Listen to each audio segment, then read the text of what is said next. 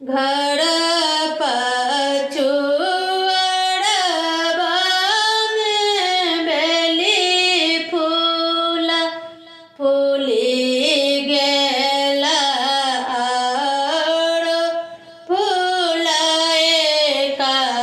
चनार ये घर पछुआड़बा में बेली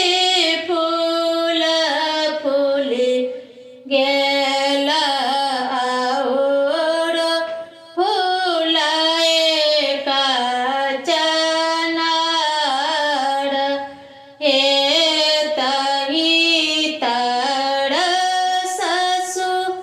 मोर पलंग ओछाउल सुतथी न धिया जमाई हे हटी सुतु हटी बैसु सासु जी के बेटिया आई घामे चदरी भले न हे हटी सुतु हटी बैसु सासु जी के बेटिया आई घामे चदरी भले न हे एतबा बचन जब सुनलानी कन्या सोहाबे रूसी नैहर चली जाई हे एतबा बचन जब सुनलानी कन्या सोहाबे रूसी नैहर चली जाई हे एक कोस गेली सुआबे दुई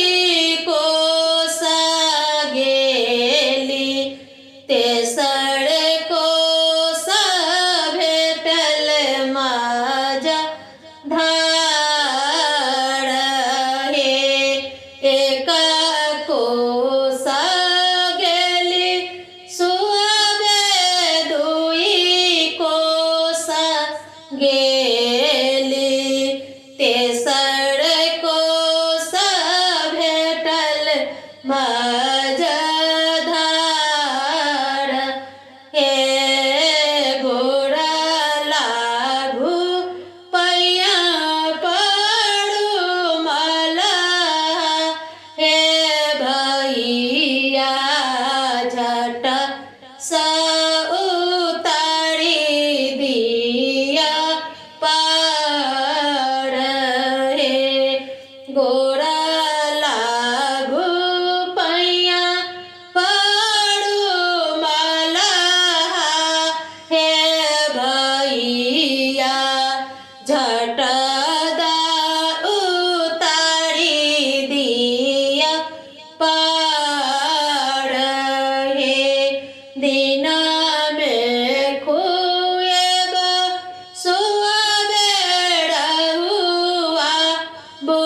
बुअरिया रतिए ओढ़े भई माह जाल हे दिन